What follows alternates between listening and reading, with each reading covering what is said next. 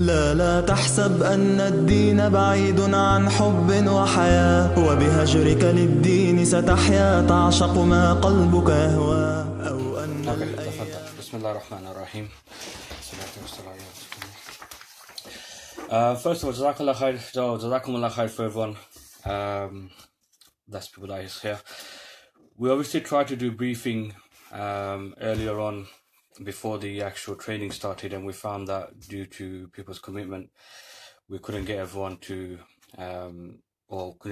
basically be at the same place at the same time. So we thought we'd give another attempt in the virtual world, and we'll get a bit more success. Alhamdulillah, I think we will. And also the brothers who join after or can't join, they can actually view the video after as well. Okay, I just want to do a quick intro on H&K again, just so that people clarify our position and what we do.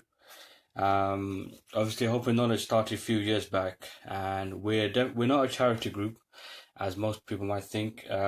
What we tend to do is we work with different charities that are UK registered, and we're independent of them, and we're not affiliated with anyone either. That gives us the freedom to choose different charities and different causes that we want to help out at each of our events that we do. So just want to give some figures.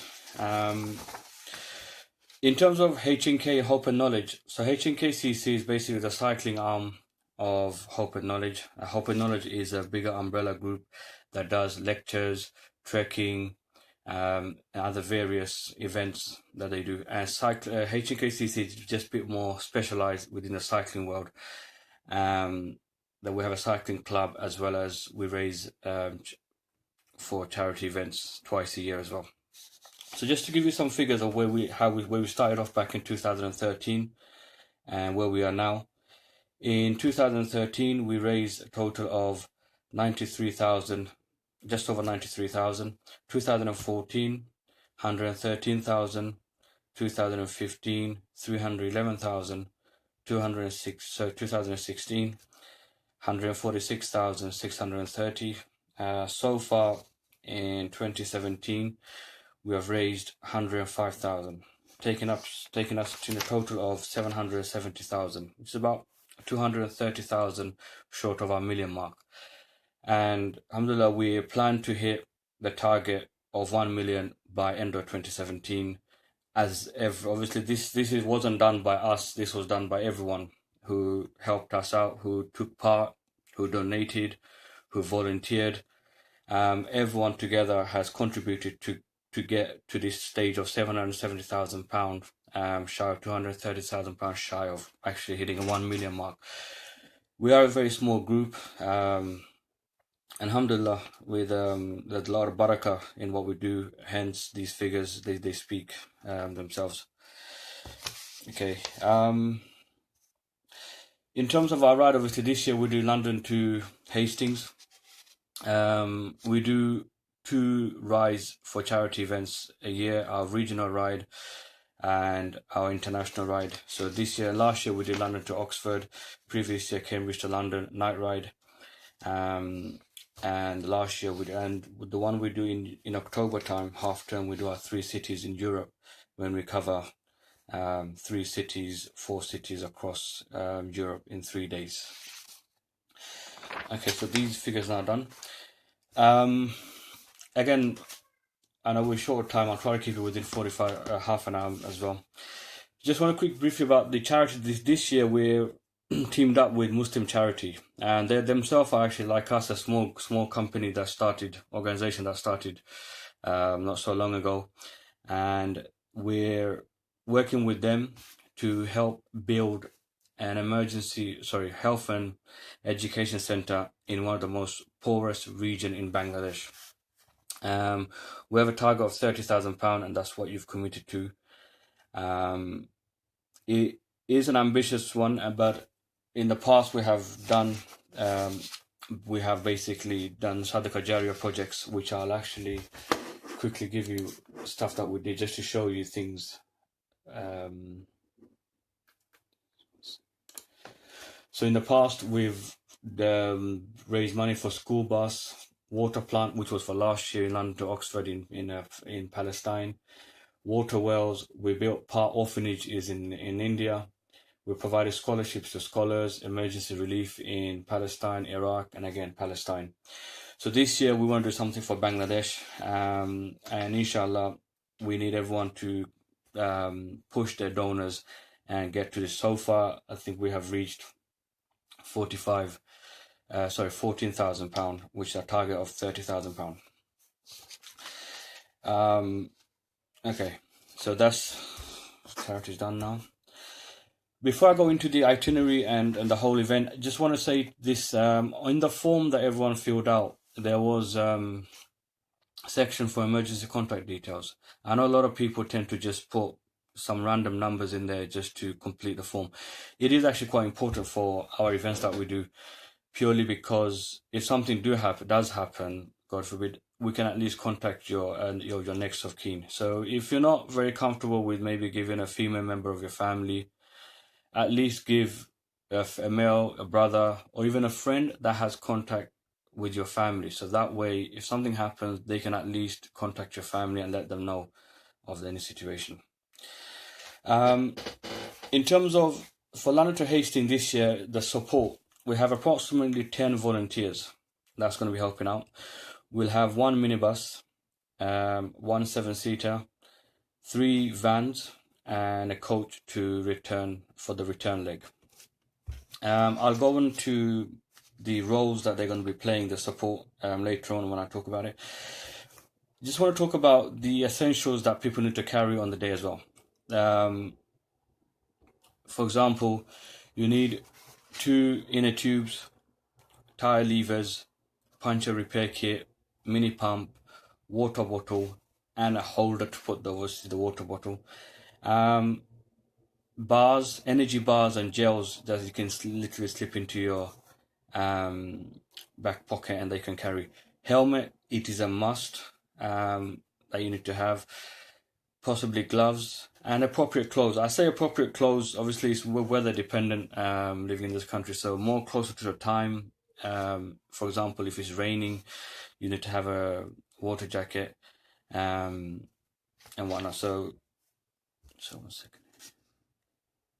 Yes, Mebs, what we'll do is more closer to time, we'll email or we'll share it in the group about the essentials that you need to carry.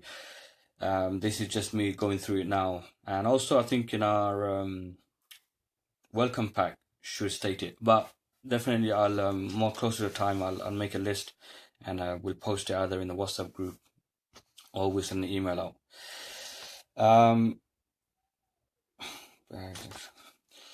Normally we say you shouldn't be carrying rucksacks or anything with you on a long ride, which is still the case, but in this case, because we'll have a support vehicle, we can actually bring your bags with extra food that you want and leave it in the support vehicle. Again, when I talk about how the role the support vehicle is going to play, you'll see how it'll play out. Okay, in terms of the grouping, again, we're still finalizing how the group's going to be, or who the allocation of the groups. But each group will have a team leader and a sweeper. So Tufal, you probably haven't missed that much, but this video will be actually saved, so later on you can actually watch it from the beginning. So I won't go back to the start. Yeah, so in terms of that, it's going to be the group will consist of a team leader and a sweeper. Excuse me. The day before, we'll send you the message to let you know which group you're in with your team leader. And so when you come in the morning to Altapalli Park, you basically just meet up with the team leader and they will be briefed on what to do, everything. Okay. The route and the breakpoints. There's actually going to be 2 routes now. The reason being, the first route is going to be 66 miles and the second route is going to be 76 miles. We understand that there's a lot of newbies in the group and probably haven't even trained much either. And for them to do 76 miles may be a bit too much. So the plan is, once we've identified who the newbies are, and potentially two groups, it's going to be two groups that's going to be the slowest, or in terms of the performance, they're going to be the new beginners. For them, they will get picked up by the minibus from Altapalli Park and taken to Croydon. That just gives them the 10-mile head start into some. That would make their ride 66 miles. So the idea is, as soon as we're ready to go, they jump into the van. In the minibus, the bikes goes in the van, and their ride will actually start from Croydon. For the rest of us, our journey starts from Altapalli Park, which makes it approximately 76 miles. Elevation wise, you're looking about, for both of them, you're looking about 2,500 feet elevation, which on a 70 mile ride actually isn't so bad. Alhamdulillah, we managed to escape the lot of high elevations and climbs. Breakpoints, as the people who did last year, London to Oxford, well, now what we'll do is we'll break the route ride into approximately 3 to 4. So the first break would be around 20 miles, second one is going to be approximately 45 miles, and then the third one you're going to get to the destination. Hence why when we train, I'm trying to make sure that people are used to riding constantly for up to about 15 to 20 miles. So that way, on the day, you don't feel like holding back. That you actually need to stop, make more frequent break stops actually. Okay, so the role the support team is going to be playing that day is, so obviously the first question everybody asks me is, how long would it take to get to Hastings, or how many hours is it going to take? And to be honest with you, it's a question that I can barely answer, because there's too many variables involved, to give any sort of answer. So in order to make sure, obviously we have a time deadline, we can't take forever to get there, because A, we have a coach that's going to be taking and bringing us back, and B, we have barbecue that's been set up over there as well. So we have to make sure that we have a window that we want everyone to get to Hastings by, so at least they get to enjoy a bit of barbecue and then get there on time to get on the coach as well. For that reason, what's going to happen is your team leader is going to be briefed, and I'll let everybody know this as well, so that nobody gets upset on the day or thinks they haven't completed it. In order to make sure that everybody gets to Hastings within a set window, every break point when you get there, your team leader will work out how far you're behind from the general team that's ahead of you. If you do end up falling behind for whatever reason, your team had too many punchers, you have a couple of teams, or generally your team's very slow because you're struggling, for whatever reason, at a certain time, possibly more realistically speaking, first, second break point, when you're more closer to it, within about 15-20 miles left, you get to decide when you get to a break point is, if you're too far behind, you won't make it to Hastings on time to enjoy your barbecue and to get onto the coach. A decision will be made that your team will jump into the van. If it's one or two people, then they can jump into the minibus, and the minibus and the Luton vans that's going to be there, and they will get taken to Hastings. And the rest of you, if you're still can make it, then you carry on. But this is a decision that we'll be briefing your team leaders with, and they'll make a decision whether it's necessary to do that. One of the Luton van is where everyone's going to leave their bags, their food, and everything they need in it. So therefore, that van is always going to be at the break points, waiting for you to access your bags and anything that you leave there. So on that note, what I'm trying to explain is, you can actually break the ride into 3 sections. You don't need to carry enough food and enough water to last you up to Hastings. You just need enough to last you up until the next break point, which is roughly between 20 and 25 miles. When you get to the break point, you can always refill again and carry on again. So if you want to carry fruits, obviously avoid biryani, but something light, pasta even maybe if you need it. Leave it in the van, and you can access them at breakpoints. Okay, so I'll go to the itinerary. On the day, we're looking to meet everybody at 7:30 at Altapalli Park. I know it's early, but we have a time deadline. We need to get everything moving as well. So it's going to be 7:30 meeting up at Altapalli Park, where we're going to start a registration, and then you'll be in your allocation to groups. You also get to pick up your jersey. Now, I know what you might think is, well, where do you get changed? I would say wear a base layer underneath, so then you can just literally put the new jersey, the L2H jersey, you can literally put it on top of it. You can wear it on top of, or if need be, you can just jump into a Luton van and get changed there as well, because all you're going to be literally changing your tops, nothing else. We'll give a quick briefing in regards to cycle etiquette, so the basic cycle rules. Take pictures. There will be someone there that will be taking photos for us. Do cooperate, because it kind of helps us with promotion for our future rides as well. And then, inshallah, we're looking to set off at 8 o'clock sharp. I will say this, and we will looking to leave at 8 o'clock. If you're late and you're not here and your group's gone, then they're gone. We cannot afford to hold the whole team back or the whole event back for one or two people. It doesn't look good for the rest of the people that makes effort. And like I said, we are in a timeline of, we got the coach to pick up, we have the barbecue to do as well. So therefore, we have to take this seriously when it comes to punctuality. Expectance to arrival at Hastings, like I said before, and like I think Rocky was saying, how long is a piece of string? But I worked it out. We need to expect arrival at Hastings is between 3 o'clock and 5 o'clock. So we have that 2-hour window. If you average around 12 miles per hour, you should get to Hastings by 3 o'clock. Any slower, you can basically up to 5 o'clock. So again, you can see now that we have 3 to 5 o'clock window. By the time your team gets to the second or the third break point, if you're really far behind, if for example by that time it's already 4:30, then you know you won't make it there for 5 o'clock. That's when you decide to jump into the van so that everybody is there by 5 o'clock.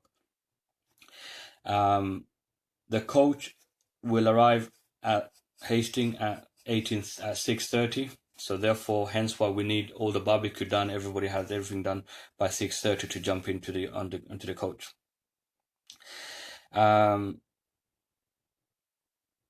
When you get to Hastings, we just want everyone to still stick with your group leader and your group as well for the following. So straight to, as soon as you get to Hastings, do not disperse. It's important that the first thing you do is load the bike in the van. Get that out of the way, free yourself from that. Then still stick with the team, and then your group leader will take you to the beach where the barbecue stand is. And again, stand in a group there, and your group leader will let you know when your food is ready and you can queue up to get the food. Once you've got the food, then you're free to do what you want. You can go and enjoy, roam around the beach, or even if you want to go to the town, if you're there so early, you can do that as well. Just to make sure that you need to be back by the barbecue stand by 6:30 to get into the coach. On that note, what I was going to say was, if you want, you can always take towel with you, sandal with you, because if you want to be by the beach and everything, I don't know if the weather's going to be warm enough for you to go and even jump into the waters. But again, don't think about taking your towel, sandals, anything with you, so that way you can actually clean up straight away. And especially when we've got this space in the van as well, do make use of that. You don't want to be sitting on the coach with sand all over you. So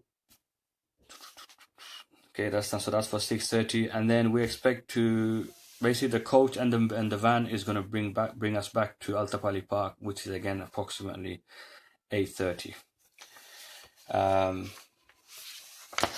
So that is everything. So if anyone's got any questions, that I may miss or any clarification that you need, do type away, and I can answer for you as well.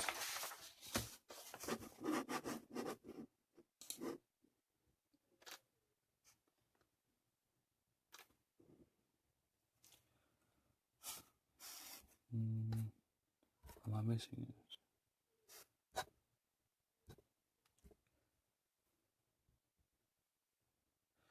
When the H&Kcc shorts and sandals. Primark. Buy the Primark ones and then put H&Kcc badge on it. How long the brakes? That's a good question, Tafal. Brakes are not going to be that long. Between 10 to 15 minutes. Again, from experience, I tell you, the longer you take breaks, the inefficient your body gets. You don't want your heart rate to go completely resting position and then you start riding again. It's almost like starting a completely new ride. So between 10 to 15 minutes, refill yourself, get some energy in, and continue. The leaders and the sweepers haven't been confirmed yet. We're going to start doing that end of this week, beginning of next week, depending, because we're still finalizing the people that's going to be taking part as well. By the way, if you are one of the people that you think you're really going to suffer from cycling 76 miles opposed to 66 miles, then let us know and we'll put you in the minibus to start from Croydon instead of starting from there. Again, those who've been coming training weekly, alhamdulillah, we can get an understanding of, obviously, A, they've improved so much, and B, we get an understanding of how have the abilities, and therefore it makes it easier for us to kind of put them in a group. Or if you're on Strava, we can look at that as well. But if you're not been coming training with us or not on Strava, and you think you're gonna suffer from doing the full 76, then again we'll put you in the minibus to do a 66 miles instead. Okay, Mebs, noted. I take it as for the minibus, yeah.